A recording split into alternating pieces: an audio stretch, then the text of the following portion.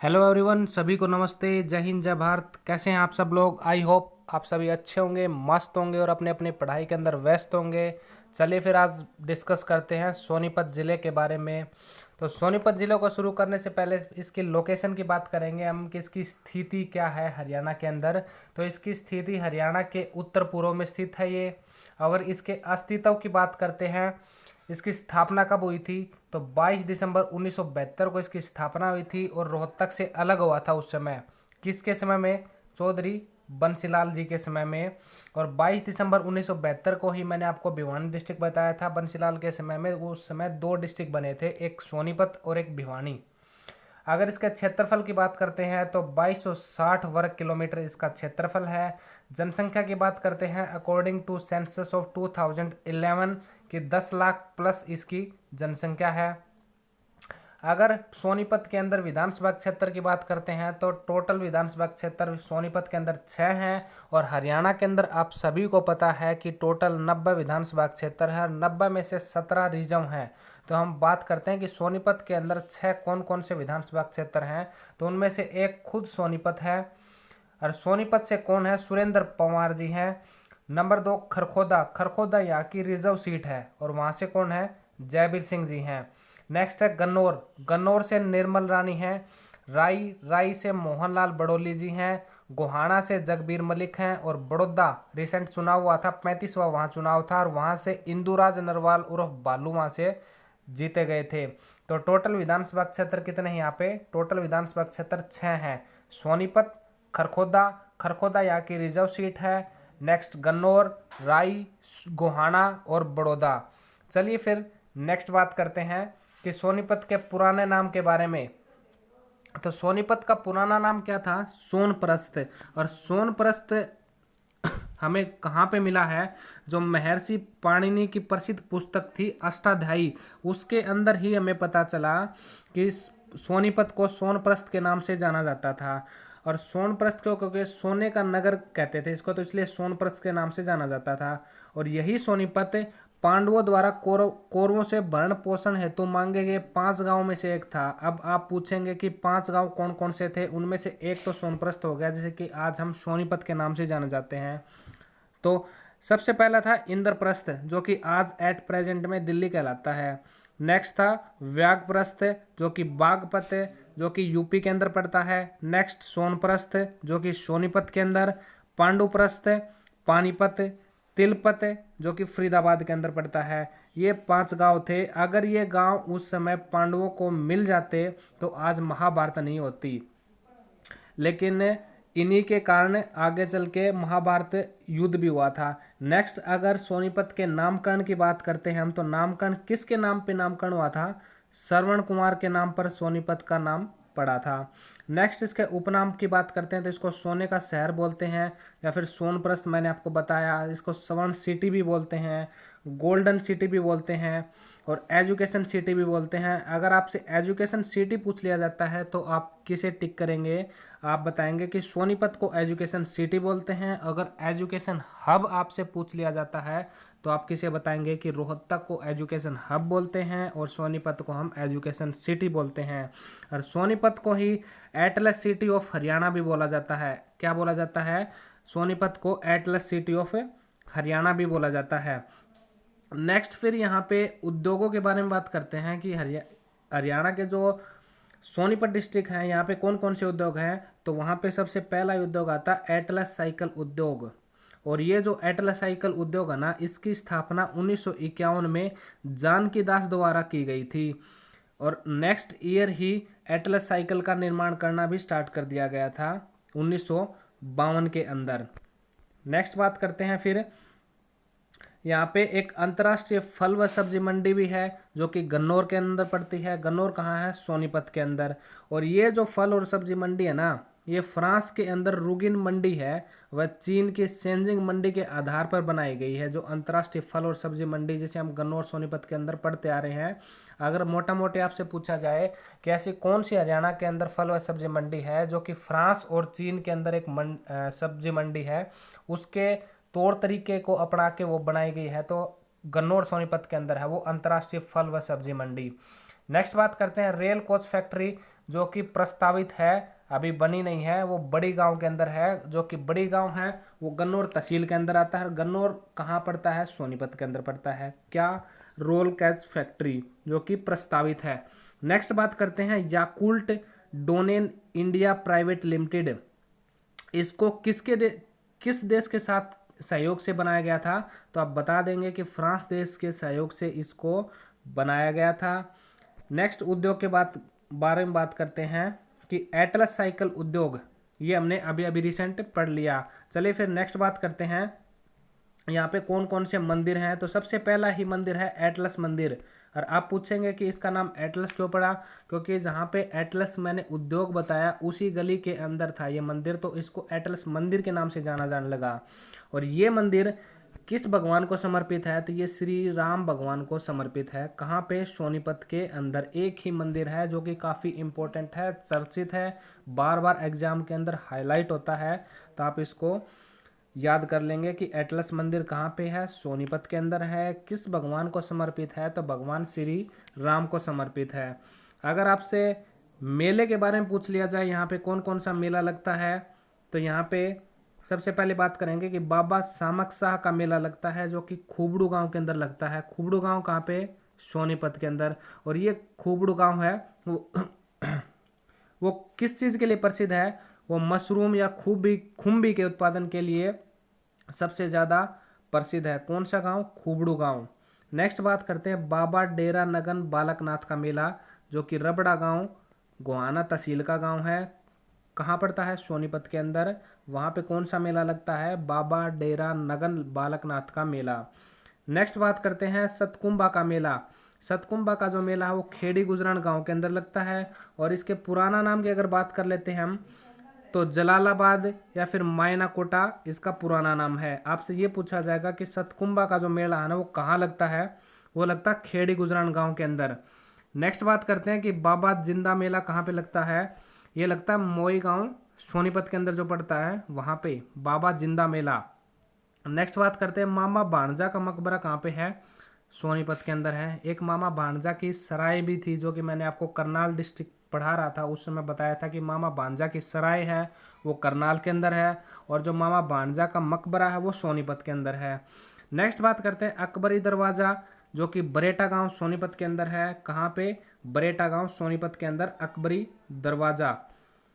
Next बात करते हैं अब हम पर्यटन स्थल की, कि सोनीपत के अंदर कौन कौन से पर्यटन स्थल हैं। तो सबसे पहला और सबसे ज़्यादा इम्पोर्टेंट, काफ़ी बार एग्जाम में पूछा जा चुका है कि चकोर पर्यटन स्थल कहाँ पे है? सोनीपत के अंदर। एथनिक इंडिया रिसोर्ट राय सोनीपत के अंदर है। ख्वाजा खिजर खां का मकबरा है वो सोनीपत के अंदर है। और ख्वाजा खिजर खां का मकबरा, इसकी स्थापना खिजर खां ने की थी। खिजर खां आपने हिस्ट्री के अंदर जब मेडिवल इंडिया पढ़ी होगी तो वहाँ पे एक सैयद वंश था जिसकी स्थापना खिजर खां ने की थी। उसके अंदर आपको खिजर खान के बारे में पढ़ा होगा, वही खिजर खां है ये जिसका मकबरा कहाँ पे है? सोनीपत के अंदर है। और मामा भाणजा का मकबरा है वो भी सोनीपत के अंदर है। अकबरी दरवाज़ा बरेटा गांव सोनीपत के अंदर, जो कि मैंने अभी अभी आपको बताया। पीर जमाल की मज़ार या फिर मकबरा कहाँ पे है? गोहाना के अंदर है। और गोहाना का किला अगर पूछ लिया जाए आपसे, जो कि गोहाना सोनीपत के अंदर ही है। और ये जो किला है ना 12वीं सदी के अंदर, जो कि पृथ्वीराज चौहान, अगर इसकी बात करते हैं तो पृथ्वीराज चौहान कौन सा था? ये तृतीय था। इसके नाम पर यह किला निर्माण किसने करवाया था? दरिया सिंह जी ने निर्माण करवाया था। किसका? गोहाना का किला का। कहाँ पे? गोहाना सोनीपत के अंदर। अब बात करते हैं गोहाना के बारे में। तो गोहाना था, उसका पुराना नाम क्या था? गौधवना। अभी आप ये पूछेंगे कि आपको कैसे पता कि गौधवना, इसका हमें कहाँ से अवशेष मिले? इसका वर्णन अष्टाध्यायी की एक पुस्तक है, पाणिनि ऋषि द्वारा रचित है। इसके अंदर हमें गोहाना का पुराना नाम ये गौधवना मिला था। और जो गोहाना का विद्रोह हुआ था काफ़ी हाईलाइट रहता है एग्जाम के अंदर, काफ़ी बार पूछा भी जा चुका है एसएससी में। और आने वाले एग्जाम के अंदर भी आपको देखने को ही मिलेगा कि 14वीं सदी के अंदर फिरोज शाह तुगलक के खिलाफ गोहाना का विद्रोह हुआ था। क्योंकि फिरोज शाह तुगलक थे, उसने मंदिरों को नष्ट करवा देता था और हिंदुओं को हाथ कटवा देता था और मुसलमान बनाने के लिए उनको मजबूर कर देता था। तो उसका विद्रोह, जो गोहाना का विद्रोह ना, वो इसी शासक फिरोज शाह तुगलक के खिलाफ हुआ था। नेक्स्ट बात करते हैं अब एजुकेशन के बारे में। सोनीपत के अंदर सबसे पहले मोतीलाल नेहरू स्पोर्ट्स स्कूल है जो कि राई सोनीपत के अंदर है, और ये हरियाणा का सबसे पहला और सबसे पुराना स्पोर्ट्स स्कूल है। कहाँ पे? राई के अंदर। इसकी स्थापना अगर आपसे पूछी जाए तो 1973 में इसकी स्थापना हुई थी, और वर्तमान में खेल विश्वविद्यालय का दर्जा इसको मिल चुका है। अगर आप इसके वीसी या फिर वाइस चांसलर, जिसको हिंदी में हम कुलपति बोलते हैं, वो पूछें तो कौन है? कपिल देव। अगर इसका पूरा नाम पूछ लिया जाए आपसे तो क्या कहेंगे? कपिल देव रामलाल निखंज, क्योंकि इनके पिता का नाम था वो रामलाल निखंज था, तो ये साथ में ही लगाते थे। आपसे पूछा जाएगा, एक बार पूछा भी गया था, असिस्टेंट कलर का पेपर था लाइनमैन के साथ में, उसमें पूछा गया था कि कपिल देव का पूरा नाम क्या है, तो कपिल देव लाल निखंज। और इसी को हरियाणा हरिकेन भी कहते हैं। हरिकेन एक तूफान है, उसकी तुलना कपिल देव के साथ में की गई है। कपिल देव रामलाल निखंज।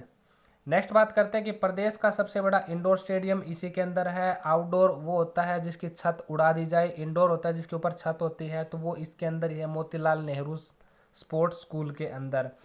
नेक्स्ट है फिर कमला नेहरू स्कूल, ये भी राई सोनीपत के अंदर है। 1 साल बाद में ही इसकी स्थापना हुई थी, आप ध्यान रख लेना, 1974 के अंदर।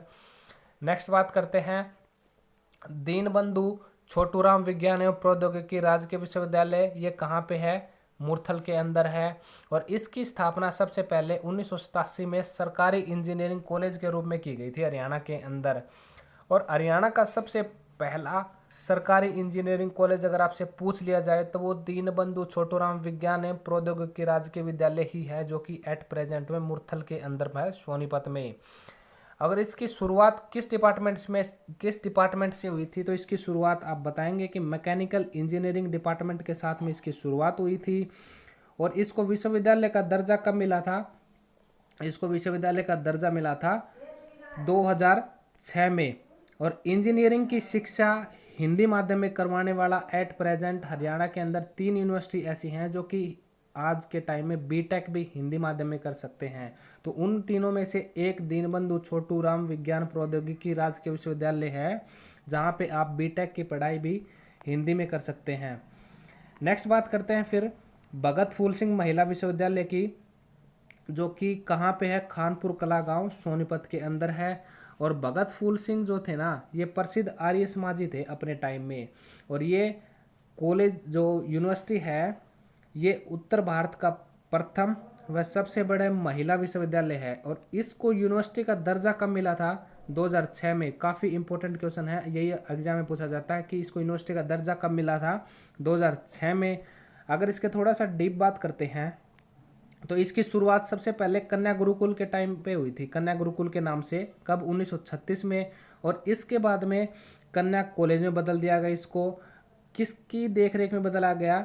नल सुभाषिनी की देखरेख में कन्या कॉलेज में बदल दिया गया इसको। और ये प्रदेश के अंदर सबसे प्रथम पद्मश्री महिला थी जिसकी देखरेख में कन्या कॉलेज बदला गया। इनको पद्मश्री कब मिला था? 1976 के अंदर इनको पद्मश्री मिला था। आप इम्पोर्टेंट हैं, ये ध्यान रख लेना। नेक्स्ट है फिर केंद्रीय प्लास्टिक नियंत्रण एंड अभियांत्रिकी संस्थान। आपको पता है कि आज के टाइम में प्लास्टिक कितना खतरनाक और डेंजरस है, तो उसको शोध रखते हुए कि कैसे इसको कंट्रोल किया जाए, कैसे इसका कम से कम यूज किया जाए, तो उसके ऊपर एक इंस्टीट्यूट बनाया गया। कहाँ पे? मुरथल सोनीपत के अंदर। नेक्स्ट है फिर IIT, Indian institute of information technology, जिसे हिंदी में हम कहेंगे भारतीय सूचना प्रौद्योगिकी, जो कि किलावड़ गांव सोनीपत के अंदर पड़ती है। नेक्स्ट बात करते हैं भीमराव अंबेडकर लॉ यूनिवर्सिटी है, जो कि एकमात्र है हरियाणा के अंदर। और कब इसकी इस्टेब्लिशमेंट हुई थी? 2012 के अंदर हुई थी। कहाँ पे? सोनीपत के अंदर। ध्यान रख लेना, हरियाणा के अंदर एकमात्र लॉ यूनिवर्सिटी है ये। कौन सी? Bhimrao Ambedkar law university. Next बात करते हैं फिर अशोका यूनिवर्सिटी, जो कि प्राइवेट है। SRM यूनिवर्सिटी, वो भी प्राइवेट है। पंडित लक्ष्मीचंद कला एवं संस्कृति विश्वविद्यालय, ये प्रस्तावित है, जो कि अटेरना गांव सोनीपत के अंदर है। नेक्स्ट बात करते हैं कि वर्ल्ड यूनिवर्सिटी ऑफ डिजाइन, ये कहाँ पे है? ये भी सोनीपत के अंदर है। नेक्स्ट बात करते हैं अब यहाँ पे फेमस पर्सनैलिटी या फिर व्यक्तित्व के बारे में। कौन कौन से ऐसे व्यक्तित्व हैं सोनीपत के अंदर? तो सबसे पहले बात करते हैं कि मूलचंद जैन के बारे में। इनका जन्म सिकंदरपुर माजरा गांव, जो कि गोहाना तहसील के अंदर ये गांव पड़ता है सोनीपत के अंदर, वहाँ पे इनका जन्म हुआ था। और मूलचंद जैन जो थे ना, वो राजनीतिज्ञ, समाजसेवी और क्रांतिकारी रहे हैं अपने टाइम से। और मूलचंद जैन को ही हरियाणा का गांधी बोला जाता है। काफ़ी इंपॉर्टेंट है, एग्जाम में बार बार रिपीटेड होता है कि किसको हरियाणा का गांधी बोला जाता है, तो मूलचंद जैन को। अरुण जैमिनी जो कि हास्य कवि हैं, गोहाना सोनीपत से इनका संबंध है। नेक्स्ट बात करते हैं फिर रवि दहिया के बारे में। रवि दहिया के बारे में कौन नहीं जानता, टोक्यो ओलंपिक में इन्होंने भी अपना तरफ से एक इतिहास रचा था, और जिनका संबंध नाहरी गांव सोनीपत से है। रवि दहिया टोक्यो ओलंपिक जो कि उसके अंदर 57 किलो भार वर्ग के अंदर सिल्वर मेडल जीता था इन्होंने। और इन्हीं को 2021 के अंदर 2022 में मिला, लेकिन 2021 का मेजर ध्यानचंद खेल रत्न था वो, आप ध्यान रख लेना। नेक्स्ट बात करते हैं अब सुमित अंतिल के बारे में। खेवड़ा गांव सोनीपत से इनका संबंध है, और पैरा ओलंपिक के अंदर इन्होंने गोल्ड जीता था। किस के अंदर, ज्वेलियन थ्रो, जिसे भाला फेंक बोलते हैं हम। और भाला फेंक दिवस कब मनाया जाता है, 7 अगस्त को। और उसी दिन हरियाणा के जो नीरज चोपड़ा थे उनको गोल्डन बॉय का भी दर्जा दे दिया गया था। नेक्स्ट बात करते हैं योगेश्वर दत्त, जो कि भैंसवाल कला गांव सोनीपत के अंदर है, वहाँ से इनका संबंध है। और कौन सा खेल खेलते हैं, कुश्ती खेलते हैं, अब तो राजनीति के अंदर भी आ गए हैं। और ये फेमस कब हुए थे, लंदन का जो ओलंपिक था ना, उसके अंदर ब्रॉन्ज मेडल जीता था किसने, योगेश्वर दत्त ने। उसके बाद से ये फेमस हुए थे। नेक्स्ट बात करते हैं भैंसवाल कला गांव से ही एक फेमस पर्सनैलिटी और है, जो कि कौन है, दीपा मलिक। इनका संबंध शॉटपुट, स्विमिंग, ज्वेलियन थ्रो, इनसे इनका संबंध है। और रियो पैरा ओलंपिक 2016 में रजत पदक जीता था, किसके अंदर, शॉटपुट के अंदर। और आग नेक्स्ट इनके बारे में आप क्या ध्यान रखेंगे कि HRERA, हरियाणा रियल एस्टेट, इनकी एक ब्रांड एम्बेसडर है। कहाँ पे, गुड़गांव के अंदर। कहाँ पे, गुड़गांव के अंदर। चलिए फिर नेक्स्ट बात करते हैं मेजर होशियार सिंह के बारे में। मेजर होशियार सिंह का संबंध कहाँ से है, सिसाना गांव सोनीपत से इनका संबंध है। और एकमात्र परमवीर चक्र विजेता है ये कौन, मेजर होशियार सिंह। 1971 के अंदर जो इंडो पाक युद्ध हुआ था, उसके अंदर इन्होंने अहम भूमिका निभाई थी, उसी के कारण इनको परमवीर चक्र मिला था। नेक्स्ट बात करते हैं बाजे भगत के बारे में। बाजे भगत एक प्रसिद्ध संगी रहे हैं, सिसाना गांव से इनका संबंध है। नेक्स्ट बात करें दीपचंद बहमन के बारे में। सिहरी खांडा गांव में इनका जन्म हुआ था, अपने आप में बहुत प्रसिद्ध संगी हैं ये। हरियाणा का प्रथम आधिकारिक संगी हैं ये। और जो प्रथम विश्व युद्ध हुआ था 1914 से लेके 1918 के दौरान, उस समय जब सैनिक भर्ती हो रही थी, हरियाणा से सबसे ज़्यादा सैनिक भर्ती हुए थे रोहतक से, तो उस अभियान में युवाओं को अपने सांग गा के लोगों को प्रेरित किया था कि आप ज़्यादा से ज़्यादा मात्रा में सैनिक भर्ती के उसमें भाग लें, और उसमें अपने संघों से ही लोगों को प्रेरित किया था। और इन्हीं को हरियाणा का कालिदास भी कहा जाता है, और इन्हीं को हरियाणा का शेक्सपियर भी बोला जाता है। काफ़ी इंपॉर्टेंट है कि हरियाणा का कालिदास किसको बोला जाता है, तो आप बता देंगे कि दीपचंद बहमन को बोला जाता है। हरियाणा का शेक्सपियर पूछ लिया जाए तो वो भी दीपचंद बहमन को बोला जाता है। अगर इनके गुरु पूछ लिया जाए तो कौन है इनके गुरु, कौन है गुरु, इनके छज्जूराम जी हैं। नेक्स्ट बात करते हैं पंडित लक्ष्मीचंद जी के बारे में। 1903 में इनका जन्म हुआ था, 1945 में इनकी मृत्यु हो गई थी। इनका संबंध अगर पूछ लिया जाए तो जाट्टी कला गांव सोनीपत से इनका संबंध है। पेशे से ये बिल्कुल अनपढ़ थे, और स्वांग सांग क्षेत्र में जब ये गाते थे ना, तो क्या मतलब कि इन लोग वाह वाह करते रह जाते थे। और वेद पुराणों का ज्ञान इन्होंने किन से लिया, टीकाराम शास्त्री से लिया। और इनके गुरु कौन थे, मान सिंह थे। ध्यान रखना, गुरु मान सिंह थे, और वेद पुराणों का जो ज्ञान था ना, वो टीकाराम शास्त्री से लिया था। और इनको संपूर्ण कविता का कालिदास भी कहा जाता है, या फिर सूफी दर्शन की मीरा भी कहा जाता है, सूर्य कवि भी कहा जाता है। और इनके जीवन पर जो शोध कार्य है ना, वो MDU रोहतक के द्वारा किया गया। नेक्स्ट बात करते हैं पंडित मांगेराम के बारे में। ये भी एक सांगी हैं, और इन्हीं को कवि शिरोमणि कहा जाता है। आपसे पूछा जाएगा एग्जाम में कि हरियाणा के अंदर ऐसे कौन से सांगी हैं जिन्हें हम कवि शिरोमणि कहते हैं, तो वो कौन है, पंडित मांगेराम जी। नेक्स्ट बात करते हैं फिर तानसी व नूनसी मलिक। ताउनसी व नूनसी मलिक कौन थी कि एवरेस्ट पर चढ़ाई करने वाली ये जुड़वा दो बहनें हैं, सोनीपत से इनका संबंध है। कौन है? तानसी व नूनसी मलिक। मेघना मलिक अभिनेत्री हैं। मीमांसा मलिक बात करें पत्रकार हैं। सतबीर जमदगिनी रागणी गायक हैं। यश टोंक हैं वो बॉलीवुड के अभिनेता हैं। और अनु कुमारी की बात करते हैं तो इन्हें कौन नहीं जानता, ये यूपीएससी के अंदर सेकंड रैंक लेके आई थी। ये हरियाणा की बेटी जो कि आज के समय में जिला स्तरीय बेटी बचाओ बेटी पढ़ाओ अभियान की ब्रांड एम्बेसडर भी हैं। नेक्स्ट बात करते हैं फिर कुछ प्रमुख तथ्य फैक्ट, जो कि क्या क्या इंपॉर्टेंट फैक्ट है सोनीपत के बारे में। हर्षवर्धन कालीन जो सिक्के प्राप्त हुए थे वो कहाँ से प्राप्त हुए थे? वो सोनीपत से प्राप्त हुए थे। 19वीं शताब्दी के अंदर एक्चुअल में अगर डेटा पूछे तो 1871 ईस्वी में 1200 यूनानी बैक्टीरियाई सिक्के सोनीपत से मिले थे। आपसे पूछा जाएगा कि 1200 यूनानी जो बैक्टीरिया के जो सिक्के थे ना 1871 के दौरान जो मिले थे वो कहाँ से मिले थे? वो सोनीपत डिस्ट्रिक्ट से मिले थे। और शेष सैया पर लेटे भगवान विष्णु की प्रतिमा सोनीपत से मिली। और सोनीपत में भी अगर आपसे गांव पूछ लिया जाए तो फिजिलपुर जो गांव है वहाँ से शेष सैया पर लेटे भगवान विष्णु की प्रतिमा मिली है। नेक्स्ट बात करते हैं ढाबों का शहर मूर्थल को कहते हैं। भारी वाहन चालक प्रशिक्षण संस्थान जो कि ट्रेनिंग दी जाती है वो कहाँ दी जाती है? मूर्थल के अंदर दी जाती है। पर्यटन की बात करते हैं तो वो भी सोनीपत के अंदर है। अंतर्राष्ट्रीय फल व सब्जी मंडी मैंने आपको थोड़ी देर पहले बताया भी था, वो गन्नौर के अंदर है। ये एक हॉर्टिकल्चर मंडी है। नेक्स्ट बात करते हैं कि देश का प्रथम अत्याधुनिक आंगनवाड़ी केंद्र है वो कहाँ पे खुला है? हसनपुर गांव है जो कि सोनीपत के अंदर पड़ता है, वहाँ पे हरियाणा का प्रथम अत्याधुनिक आंगनवाड़ी केंद्र खुला है।